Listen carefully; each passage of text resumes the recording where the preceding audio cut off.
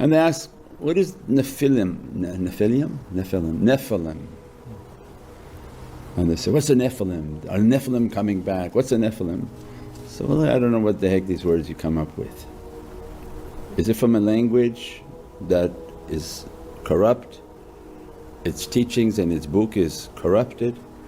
Go back and look to what its translation is. And they say, oh, these are the fallen ones. So now look at the media, and from every corrupt source of information they try to disseminate knowledge instead of just going to the Qur'an and going to Prophet. Come with this story, they're giants, they're like this, they're like that, they're very simple. Azazil was a jinn who raised his rank, disobeyed Allah in one shot. Years of worshipness, and Allah asked something and he said no. At that point he was cast out. They call fallen one, and all whom he taught and listened to him, who were affected by him, are the fallen ones. This is in Prophet's teaching, that as he was rising as a jinn and worshipping and rising, worshipping and rising and attaining knowledges because of the spiritual elevation and rising in his worshipness, angels began to listen to his talks. And we described before, this fallen one, the fallen ones,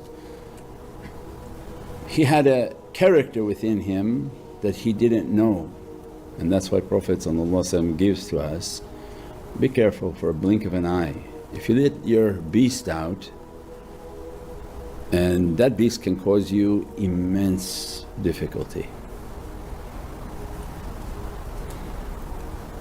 And he has a character of pride and arrogance. Allah knows, because Allah created this creature, and allowing him to do his worshipness and to keep spreading his knowledge, but with pride and arrogance hidden. And the angels were listening and listening, but before too much damage can be done, Allah gives the imtihan, the test, and mandates. After the arrival of Sayyidina Adam appears onto the scene with all these knowledges, and Allah commanded because of that presence, because of that light, to the angels and all who were present of the jinn, bow down, make sujood. The command came as a sound from heavens, make sujood, and all but the fallen ones. Azazil did not bow because of pride and arrogance, could not even come into him to bow, and those that followed him and got contaminated by the knowledge, they also didn't bow. And as a result Allah cast them down. It wasn't the knowledges that was the problem, but the vehicle in which it was coming to these angels was contaminated. Because of the character of Azazil, you don't have to read weird books on the internet and watch weird videos of deceitful people and their corrupt books. They're eating people. What is it that you want to take from their knowledge? Everything they're putting out is to corrupt the hearts and the minds of people. What is it you want from that? You go to the fountain of Sayyidina Muhammad and teaches you. What's that word you're using? Whatever, it means nothing. Call it shaitan. And the group that shaitan came down to earth with, because are they amongst us? You better believe they're amongst. They run this earth, shaitan runs this dominion. And shaitan enters into humans and as a result corrupts them, gives them from his powers, gives him from his wealth because of what he owns upon this earth. But he has a price you have to pay. That price is your soul. He's the collector of souls on earth. He will take from an energy he does not have. Once he became cursed, he does not have that reality. He would take from the secret of Adam and Eve's offsprings and their energies, and this were all the talks of, we have the power of manifestation and we have the power of our soul. It's a light. Once cast down, they have no light. As a result, they must hijack the light and keep hijacking the light to extract, like mining. You are the product and they are mining you.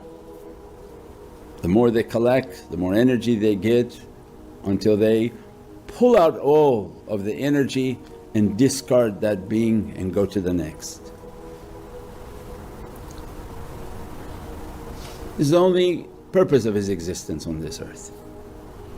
This is the factory and the business that he runs, collection of souls. In last days everything becomes apparent, there's no more grey. They were grey when they were hiding, until the time where their imam is coming, their leader is coming. And as a result everything will be opened of what they do, how they do. And as a result these are the immense negativities, these are the fallen ones from heaven, and their dominion upon this earth and the extent of the evilness that cannot be imagined, in which Prophet described the hair of a child will turn white from the fear of what it sees. And it's not from TVs, because we've all seen scary movies. So these are these names, when that's what's this, what's this. Don't look to those sources for realities. If you're searching for realities, look to the Muhammadan haqqaiq. They tell you exactly who fell, who's here and who's coming, and that's it. Then they confuse that with giants. They're giants. This is a different subject, it has nothing to do with giants. These are shaitans that occupy people. They have power from shayateen because they're granted favours from devils. The strength, ability, wealth, whatever has been given to them, because the price that's been extracted and what shaitan has given in exchange. They keep saying, something is coming, something is coming, something going to come through this place, come that place. It's already here, it has always been here. These creatures live amongst us, they are in dimensions all around us, and Islam has all of its answers.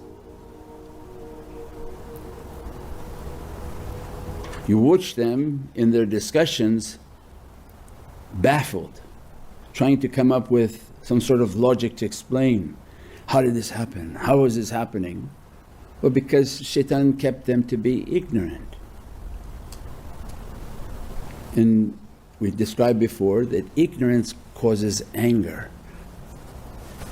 When you're ignorant of something, it makes you angry, and Islam comes as a light for us to see